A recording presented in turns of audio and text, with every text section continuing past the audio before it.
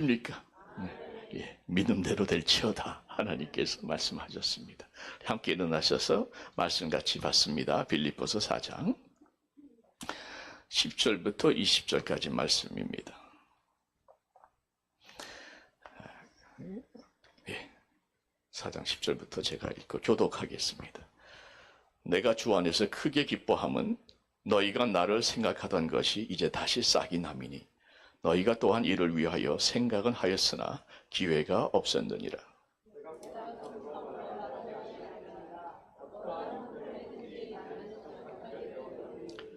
나는 비천에 처할 줄도 알고 풍부에 처할 줄도 알아. 모든 일, 곧 배부름과 배고픔과 풍부와 궁핍에도 처할 줄 아는 일체의 비결을 배웠노라.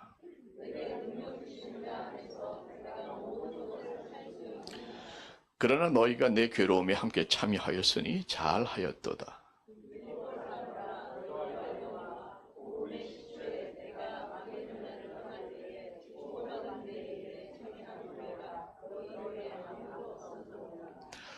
데살로니가에 있을 때에도 너희가 한 번뿐 아니라 두 번이나 나의 쓸 것을 보내었도다.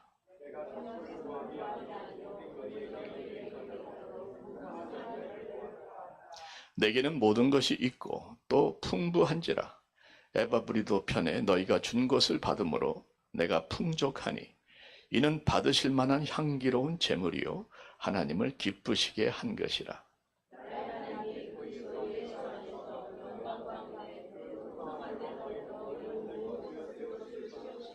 같이 봅니다.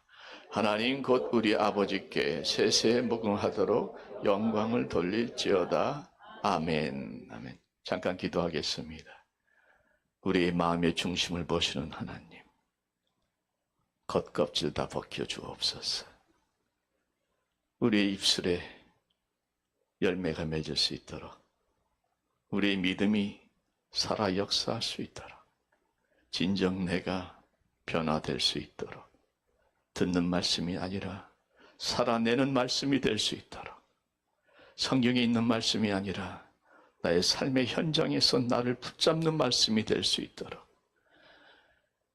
오래전 옛날의 기록이 아니라 지금도 살아서 나에게 말씀하시며 나를 주장하시며 나를 훈계하시며 나를 꾸짖으시며 나를 새롭게 해주시는 말씀이 될 수 있도록 성령 하나님, 성령님만이 하실 수 있는 놀라운 역사를 이루어 주옵소서. 예수님의 이름으로 기도하옵나이다. 아멘. 앉아주시면 감사하겠습니다. 영광 가운데 채우리라 하는 제목으로 기쁨의 영성 16번째인가요? 저희가 말씀을 나누도록 하겠습니다. 오늘 말씀은 채우리라 하는 말씀에 포커스를 할 것 같고, 다음 주 성탄주일 끝나고 12월 30일 금년 마지막 예배에 제가 선포하는 마지막 설교 말씀은 영광, 하나님께 영광 돌려드리는, 우리 아버지께 세세무궁하도록 영광을 돌릴지어다 말씀의 제목으로 함께 은혜 받으려고 합니다. 칼 바르트라고 아시는가 모르겠네. 아주 유명한 신학자입니다. 칼 바르트. 그분이 말하기를 인간 내면에 있는 진정한 삶의 의지는 기쁨의 의지이기도 하다.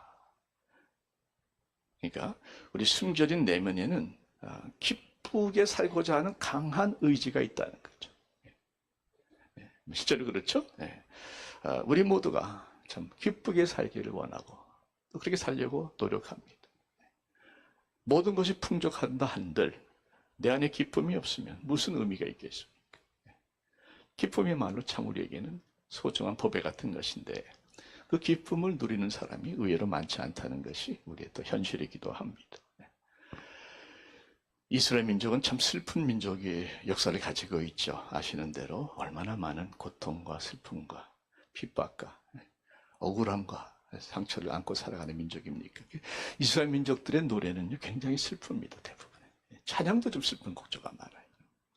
근데 이스라엘 백성들은 그게 슬프게 살아오다 보니까 자식들에게 이렇게 가르친다는 얘기가 있습니다. 애들 앉혀놓고 너희들 배가 고플 때는 노래해라. 상처를 입었을 적에는 웃어라.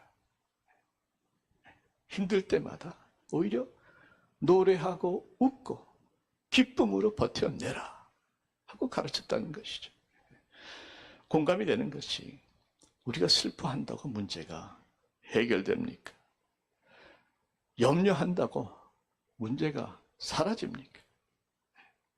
결국은요, 우리가 그 가운데서도 노래하고 웃으면, 끝까지 기쁨을 붙잡고 버텨내면 다시 일어날 힘이 솟아난다 하는 것입니다. 그들은 그걸 알고 있었던 것이에요. 왜? 말씀에 기록되어 있으니까. 여호와를 기뻐하는 것이 너희의 힘이니라. 하나님으로 말미암아 기뻐할 때 나에게 힘이 생긴다는 것. 다시 일어날 수 있는 힘.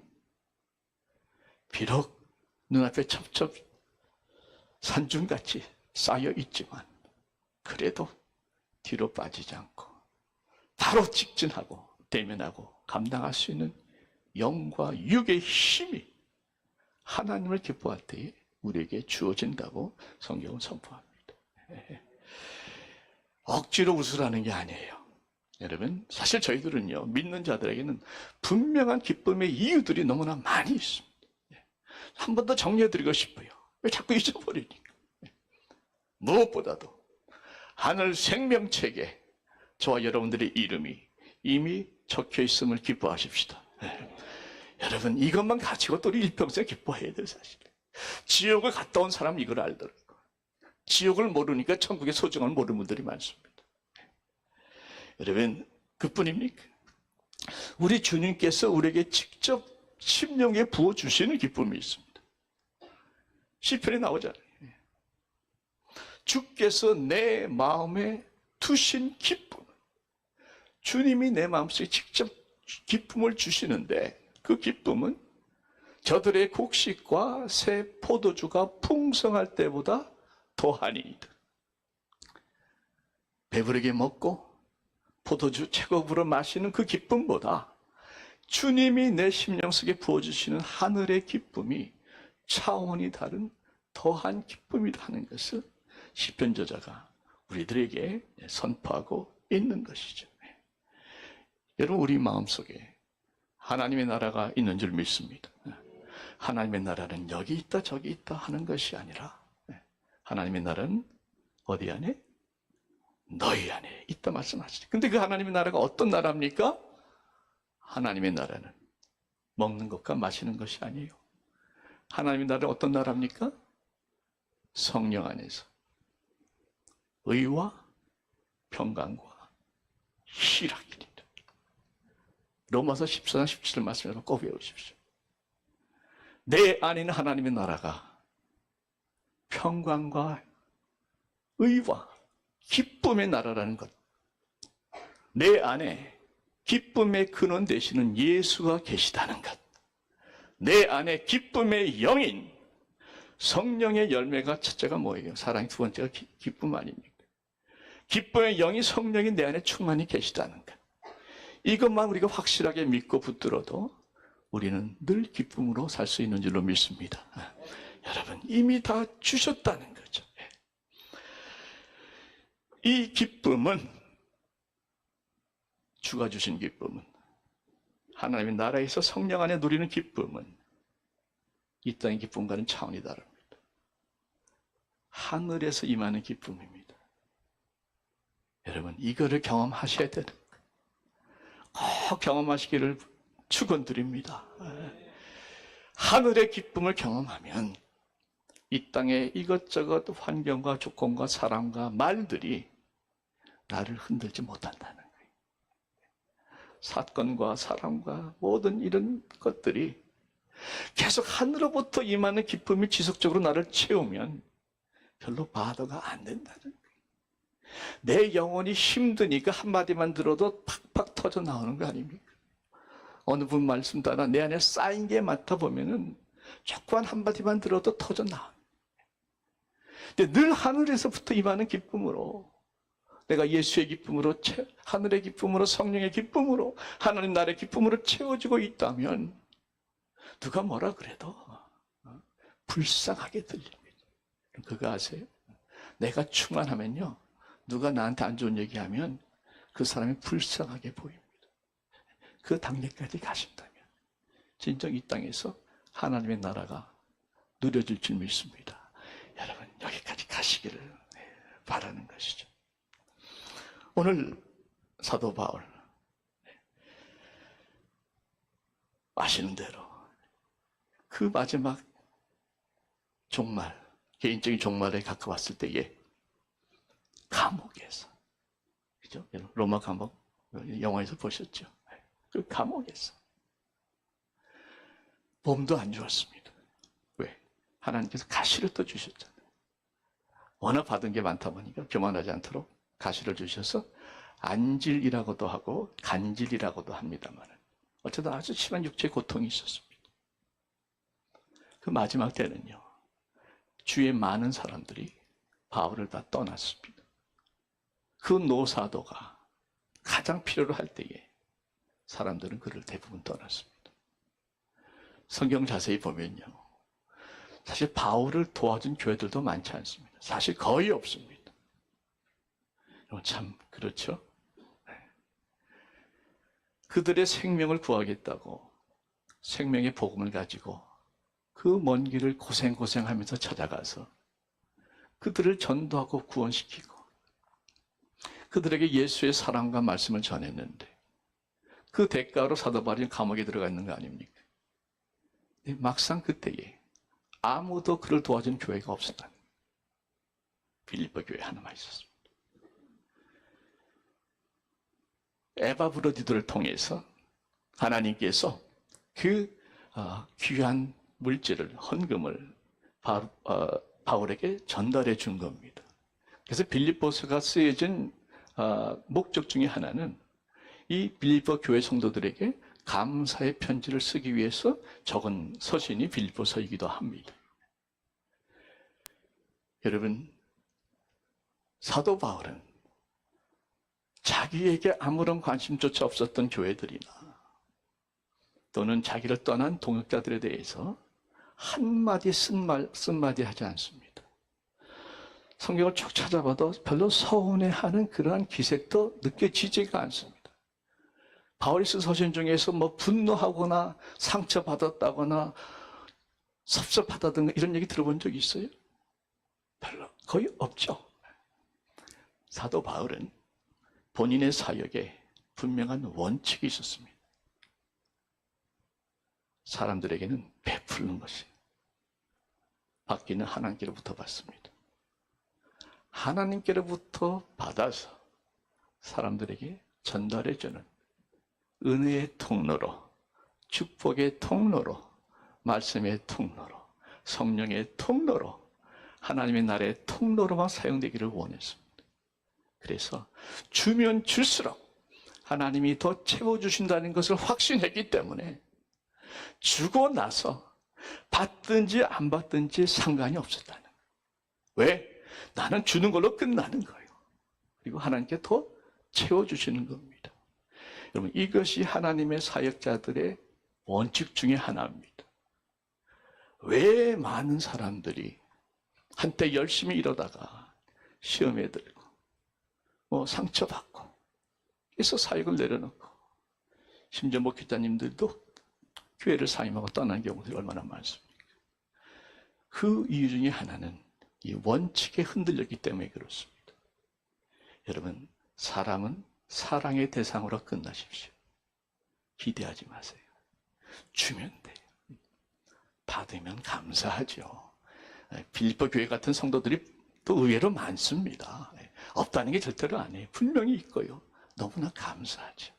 그러나 꼭 빌립보 교회 같은 성도들이 아닌 성도라 할지라도 그것 때문에 내가 너한테 어떻게 했는데 내가 너를 위해서 얼마나 고생하고 베풀고 내가 너를 뭐 아들처럼 딸처럼 이런 얘기 할 필요가 없다는.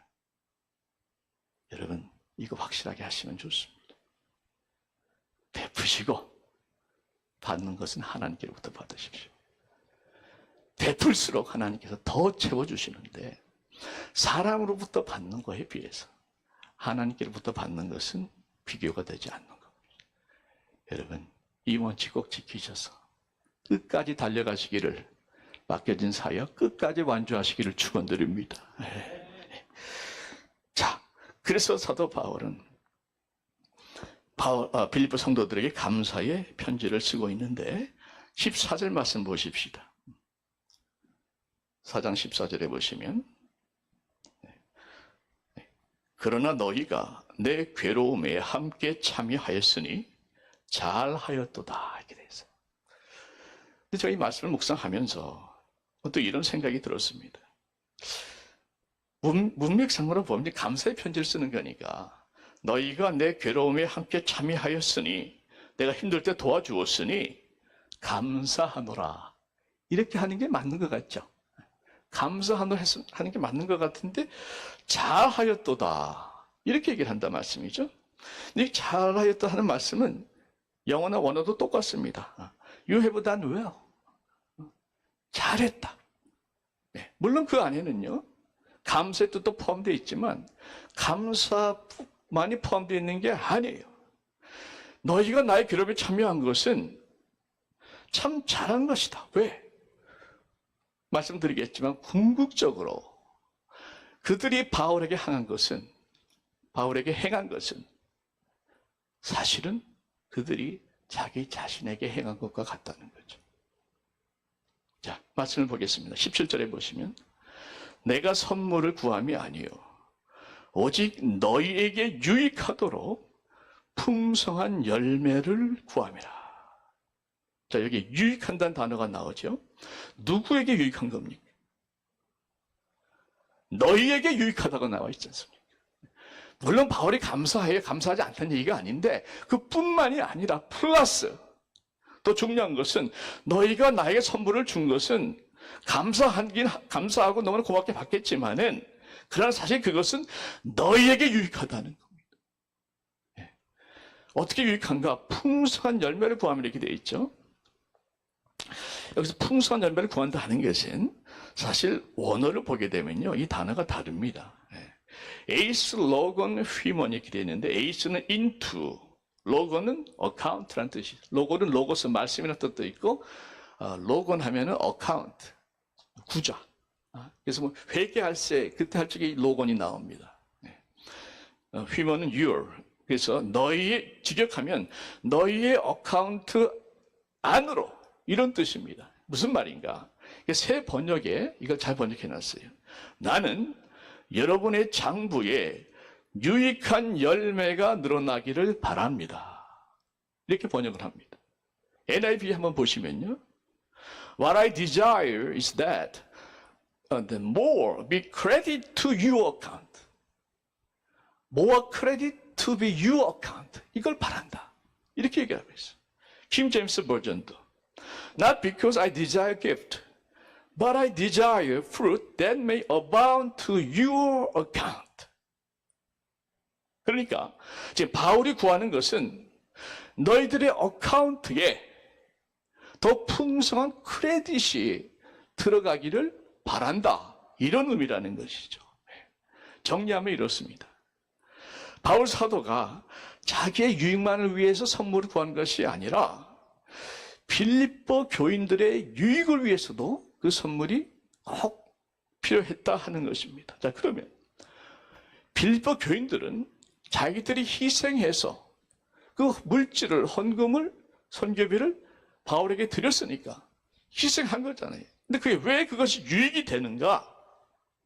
그 모든 희생이, 헌금이, 그 관심과 그 사랑이 하늘의 어카운트에 크레딧으로 쌓인다는 겁니다. 믿으시면 아멘 하십시다. 헤븐리 어카운트에 크레딧으로 다 쌓이고 있다. 이것을 바울은 지금 얘기하고 있는 것이에요. 여러분, 그거 바로 주님이 하신 말씀이 똑같습니다. 마태복음에 보시면 너희를 위하여 보물을 땅에 쌓아두지 말라. 거기는 종과 동록이 해하며 도적이 구멍을 뚫고 도적질하느니라. 오직 누구를 위하여? 너희를 위하여 보물을 하늘에 쌓으더라. 헤븐리 어카운트에 너희의 보물, 너희의 크레딧을 가득히 쌓아두라. 왜냐하면 거기는 좀이나 동록이 해하지 못하고 도적이 구멍을 뚫지 못하기 때문에. 여러분, 우리가 드리는, 하나님께 드리는 헌금은 하늘에 쌓아지는 줄 믿으시기 바랍니다. 그 헌금은 하나님 앞으로 향기로운 제물로 올라가는, 하나님 기뻐 받으시는 그 말씀이 18절 말씀이죠. 보십시오. 내게는 모든 것이 있고 또 풍부한지라. 그러니까 바울은 자꾸 자기 자신도 감사한데 자기는 이미 풍족하다는 얘기를 은근히 합니다. 자족하는 비결을 배웠기 때문에. 이건 지난번에 말씀드렸죠. 자족의 비결에 대해서. 또 풍부한지라. 에바브로디도 편에 너희가 준 것을 받음으로 내가 풍족하니. 그리고 나서 이는 빌립보 교인들 한 헌금입니다. 이 헌금은 받으실 만한 향기로운 제물이요 하나님을 기쁘시게 하는 것이라. 그 헌금이 하나님 받으실 만한 향기로운 제물이다. 여러분, 이것이 뭐라 그럽니까? 상징적으로 하는 의미가 아니고요, 실질적으로 그렇습니다. 왜냐하면 출애굽기에 보면요, 38장에 보면 하나님께서 제물을 받으시지 않습니까? 숫양을 제단 위에 올려놓고 번제물로 태워서 하나님께 올려드립니다. 근데 성경에 보면 그것을 가르쳐 하나님께서는 그것을 향기로운 제물로, 향기로운 냄새로 받으신다는 말씀이 성경에 나옵니다. 그러니까 실제로 그 제물을 향기로운 제물로 받으셨다. 또 그 제사 중에 곡식을 태워서 올려드리는, 곡식을 이제 요리를 해서 드리기도 하고, 또 일부는 태워서 하나님께 올려드리는 게 소제라고 그러는데, 그 제사도 가리켜서 하나님께서 받으시는 향기로운 제물이다, 이렇게 말씀하세요. 그래서 여러분들이 들어오면서 헌금하셨잖아요. 그 헌금이 하나님께 올라갈 적에는 향기로운 냄새를 풍기면서 하나님께 바쳐지는, 하나님 기뻐하시는 제물이 된다 하는 것입니다. 그래서 여러분, 저도 그런 생각 해봤어요. 우리는 헌금을 드릴 때에 그런 생각은 안 하잖아요. 그냥 주일이니까 드리는데, 그 헌금이 하나님께는 하나님께 향기를 올려드리는 그런 귀한 제사다 하는 것을 생각하시면서 여러분, 헌금 드리실 때에 하나님, 이 헌금을 향기로운 제물로 받아주시옵소서, 기도하는 것도 좋을 것 같아요. 뿐만 아니고 또 보니까 그 헌금은 하나님을 기쁘시게 한다고 얘기하죠. 이것도 그렇습니다. 여러분, 저도 돌이켜볼 때 그래요. 헌금을 드릴 때, 이 헌금을 하나님이 기뻐하시겠구나, 이런 생각은 저도 별로 한 것 같지 않습니다. 그저 11조, 그거야 하나님의 거니까 당연히 하나님의 거 건드리면 안 되지 않습니까? 당연히 드려야죠. 그러니까 드리는 거예요. 감사헌금, 내가 감사하니까, 감사 제목이 있으니까 기꺼이 원해서 드리는 거죠. 선교헌금, 선교사님들이 꼭 필요하니까 당연히 드려야 된다 생각하는 것이죠. 구제헌금도 마찬가지예요. 기꺼이 당연히는 드렸지만 이 헌금을 하나님께서 기뻐하신다는 생각을 미처 못했어요. 오늘 제가 이 헌금 말씀 준비를 하면서 제가 헌금 설교를 하려고 한 게 아니라, 말씀의 흐름이 여러분 아신 대로 지금 16번째 말씀인데 헌금에 대한 설교가 나오니까 여러분 그렇게 이해하시고, 혹시 오늘 처음 오신 분들은 베델교회 은혜가 많다는데 오자마자 헌금 설교 듣고 시험 들지 마시길 바랍니다. 헌금을 하나님께서는 기쁘시게 받으신다. 그래서 여러분, 헌금하실 때 하나님, 이 헌금을 향기나는 제물로 기쁘게 받아 주시옵소서, 그 기도하면서 드리면 좋겠어요. 하나님이 기뻐하신다면 해야죠. 아멘. 하나님 기뻐하신다면 당연히 해야죠. 여러분들의 헌금을 받고 하나님께 기뻐하시고, 하나님 기뻐하시면 저도 기쁠 것 같아요. 여러분, 헌금에 대해서 내가 해야 하니까 억지로 드리는 벌든이 아니라 하나님 기쁘시게 받으시니까 나도 기쁨으로 드리는 그런 재물이 되기를 바랍니다. 여러분, 인터넷에 뜨는 한 스토리인데 제가 어떻게 찾다 보니까 우연히 나와서 잠깐 소개를 좀 해드릴게요. 아들하고 딸이 대학교 다니는 부부인데요. 자기 얘기를 좀 이렇게 적는 블로그가 있었는데 우연히 들어갔습니다만은 그 아들과 딸이 동시에 첫 월급을 받았답니다. 인턴으로 가서 하나는 하이텍으로 가고 하나는 뭐 어카운팅 오피스에 가서 첫 월급을 받아가지고 부모님을 찾아온 거예요. 딸기 케이크 또 자랑한다고 그 사진을 다 찍었더라고. 딸기 케이크 하나 하고 봉투를 예쁘게 2개를 해서 거기다 100불씩 넣어서 아버지 어머니 하나씩 드리고 본인한테는 엄마한테는 아주 최신 유행하는 선글라스를 가지고 선물로 주셨답니다. 그걸 받고 너무너무 감격했다는 거죠. 그 글을 제가 한번 좀 읽어드릴게요. 부모님의 그 마음을 우리가 한번 좀 공감하는 차원에서 들었으면 좋겠습니다. 남편은 한박 웃음을 지으며 아이들에게 고맙다고 말했다. 나도 너무 기뻐서 온 집에 불을 환히 켜놓고 한밤중에 선글라스를 쓰고 돌아다녔다. 남편과 나는 정말 감격했다. 아이들에게 고맙다는 말을 여러 번 해주었다. 딸이 밥값을 아끼고 싶어서 회사 근처 노점 식당에서 5불짜리 밥을 찾아서 사 먹는다는 말이 아직도 가슴에 묵직하게 남아있다. 그렇게 소중한 돈으로 나와 남편을 위해 선물도 사고 용돈도 준비한 아이들에게 무척이나 고맙다. 그다음 말씀을 들어보십시오. 아이들에게서 용돈을 받으면 마냥 기쁠 줄만 알았는데 애틋한 마음이 들어 눈가가 촉촉해진다. 마음 한편이 저려온다. 이게 자식에게서 받는 부모의 마음 아니겠습니까? 바로 이것이 우리 헌금을 받고 기뻐하시는 하나님의 마음이 아니겠습니까? 그렇게 받으시는 하나님께서 가만히 계시겠습니까?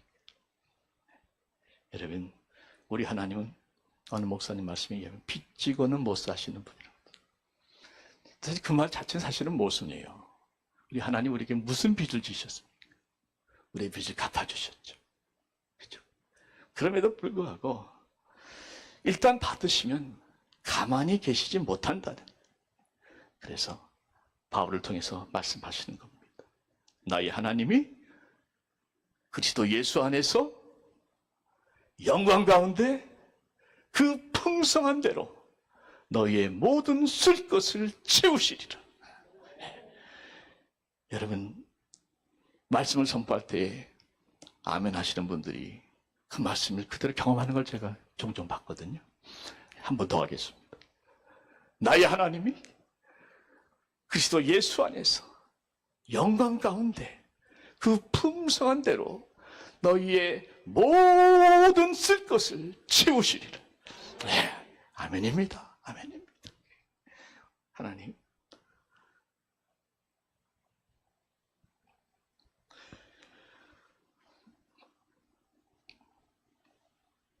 우리 하나님 너무 감사하죠.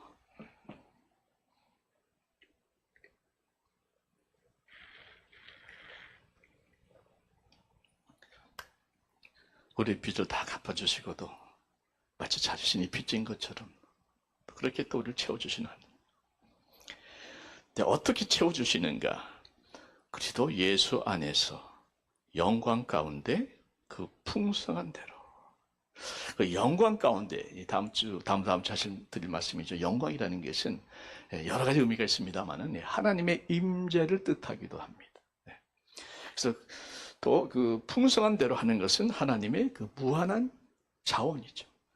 하나님은 우리의 영적인 필요, 정치적인 필요를 위해서는 하나님의 영광, 하나님의 임재로 채워주신 것이고, 우리의 물질적인 필요를 위해서는 하나님의 무한한 자원으로 채워주신다고 약속하고 있는 것입니다.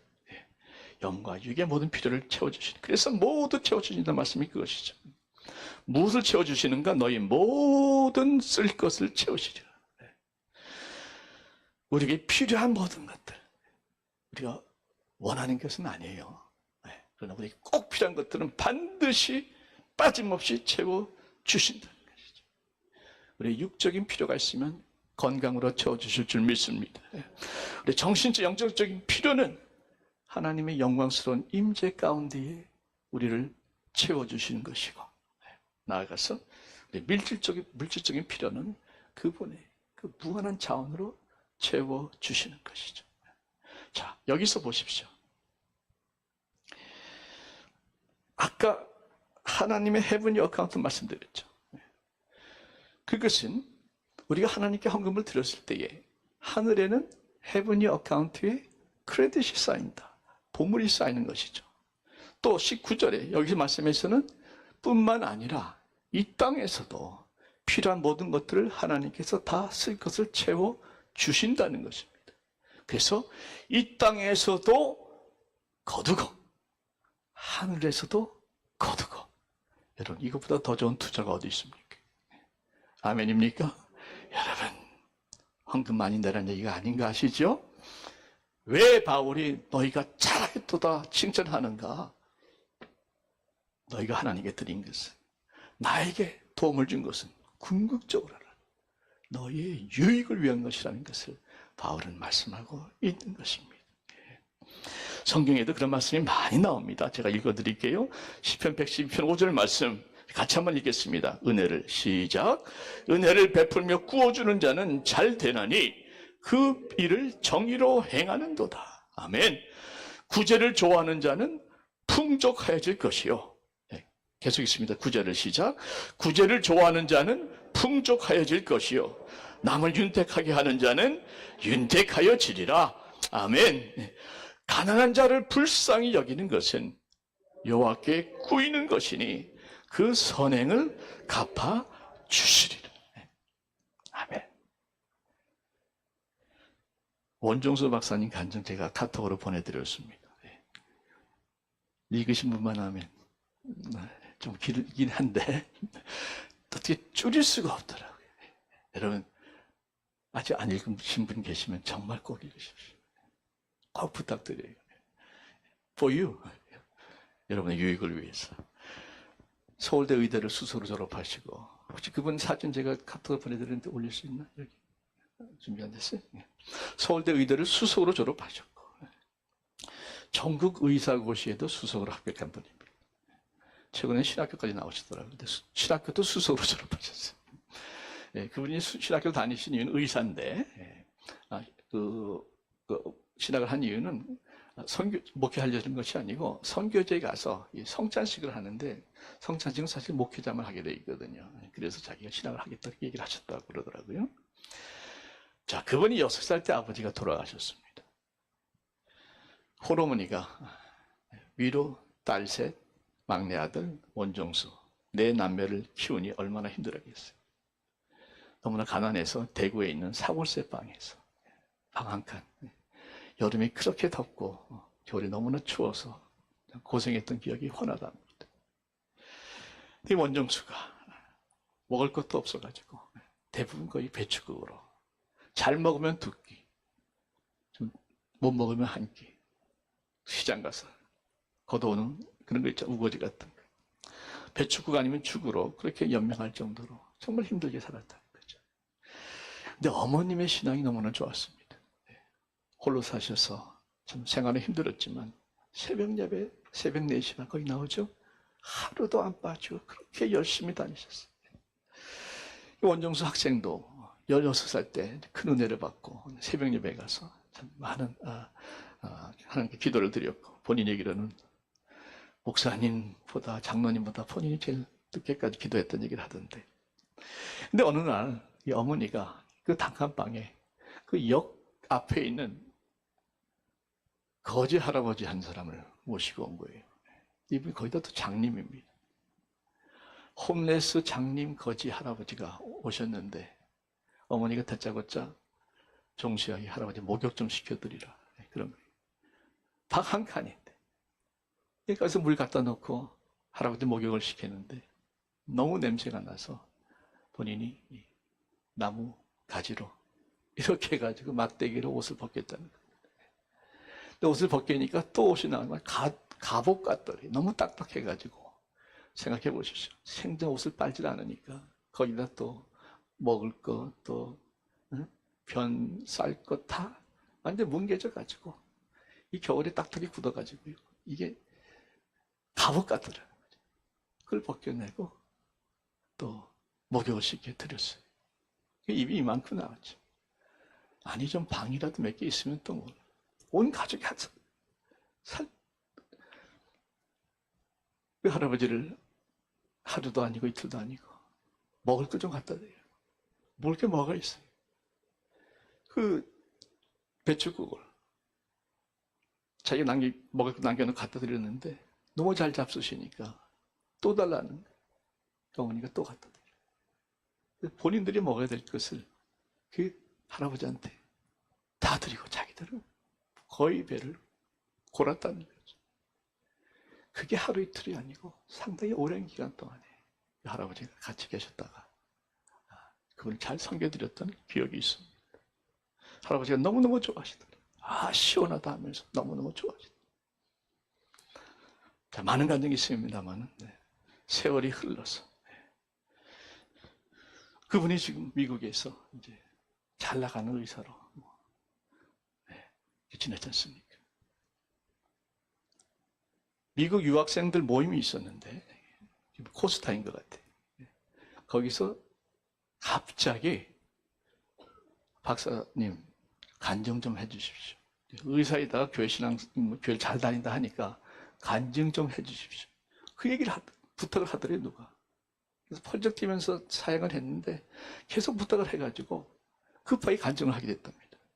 그래서 이분이 예배 시작 10분 전에 오른쪽 구석에 앉아가지고 하나님이 학생들에게 제가 무슨 간증을 했으면 좋겠습니까? 기도를 하는데 갑자기 눈앞에 5 장면이 쫙 지나가더라는 거죠. 그 첫 번째 장면이 뭐냐? 자기가 할아버지가 처음 만났던 그 장면. 그분의 역사에는 할아버지가 3번인가 나옵니다. 첫 번째 할아버지 시간상 말씀드리면. 두 번째 장면, 할아버지가 옷이 너무너무 더럽고 냄새가 나서 나뭇가지로 옷을 벗겨드렸던 그 장면이 나오는 거예요. 그 장면이, 그리고 할아버지가 맛있게 식사하는 장면이 나오는 겁니다. 그 장면에서 하나님께서 이렇게 할아버지 몸을 씻겨드리는데 그 순간에 마음속에 예수님의 속삭임이 들렸다. 본인은 이렇게 얘기를 합니다. 뭐라고 말씀하시는가? 종수야. 그게 바로 나였다. 종수야, 내가 그날 얼마나 추웠는지 몰라. 내가 그날 얼마나 배고팠는지 모른다. 그 많은 사람들이 성경책을 끼고 지나가면서 나를 모른 척하고 지나갔지만 너의 어머니가 나를 불렀지. 내 배고픔을 너가 채워줬지. 내가 추웠을 때 너 한 벌밖에 없던 옷을 내게 입혀줬지. 내가 외로웠을 때 나를 가운데에 놓고 모여서 나를 위해 기도해줬지. 너가 나를 먹였기 때문에 내가 너 먹는 거 책임져 주마. 너가 나를 입혀줬지. 내가 너 입을 거 책임져 주마. 너가 나를 데려다 집에서 재워주었지. 내가 너의 의식주를 해결해 주마. 이렇게 말씀하셨다는 거예요. 제가 여기까지 간증을 듣고 읽고 제가 잠깐 속으로 생각했습니다. 그런 감동을 받았겠지. 주님이 뭐 직접 말씀하셨겠나. 그런 느낌을 받았겠지. 딱 그랬는데 딱 그 순간 성경 말씀이 딱 생각이 나는 거예요. 딱 생각이 나는 게 뭐가, 말씀을 주시는 게 뭐냐면 마지막 날에 주님이 이 땅에 심판자로 오실 적에 보좌에 앉아서 양과 용서를 가르지 않습니까? 그 심판의 기준이 뭔가 하면 바로 이거, 양에게 말씀하는 거죠.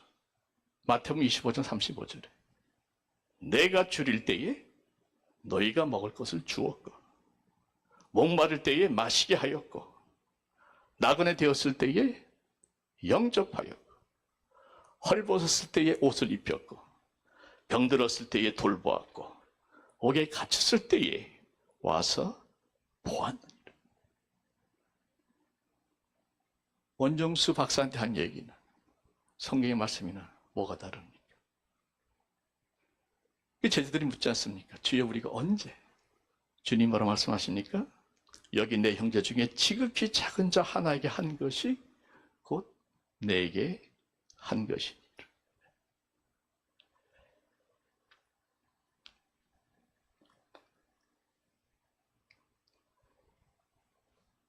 주님께서 할아버지의 모습을 통해서 원정수 박사님을 만나셨고 그러면서 놀라운 역사들이 일어나기 시작하지 않습니까?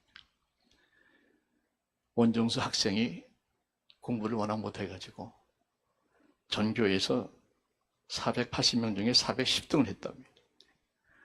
그런데 할아버지를 만나고 나서 새벽 예배 나가면서 어떤 역사가 일어나기 시작하는데 변화가 일어나는데 그럼 간증 그대로 보십시오.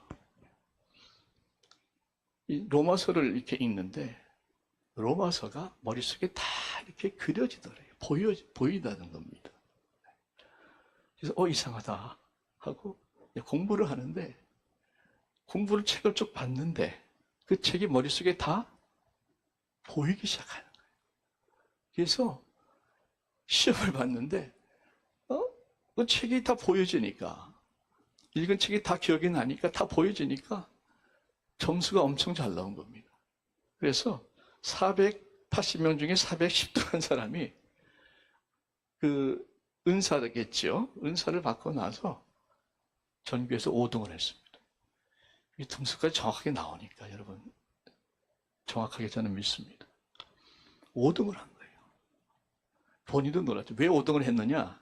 다른 건 다 그냥 보여주니까 그냥 그대로 적었는데 수학하고 물리는 문제만 보이지 책에 답이 없거든요.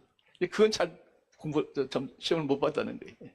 그래서 수학과 물리를 못했지만 다른 건 다 맞으니까 5등을 한 거예요. 그렇게 공부하다 보니까 서울대학교에 의대로 그것도 본인이 수학과 물리 때문에 수석은 못하고 들어갔는데 졸업 때는 수석 졸업하셨죠.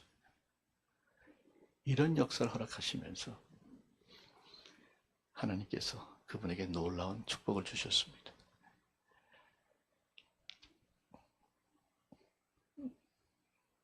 믿으십니까? 네, 예, 믿으시면 감사하겠습니다. 저는 믿습니다. 그분이 뭐가 아쉬워서 그런 거짓말을 꾸미겠습니까? 여러분, 바울 사도는요, 감옥에 갇힌 한 노인에 불과합니다.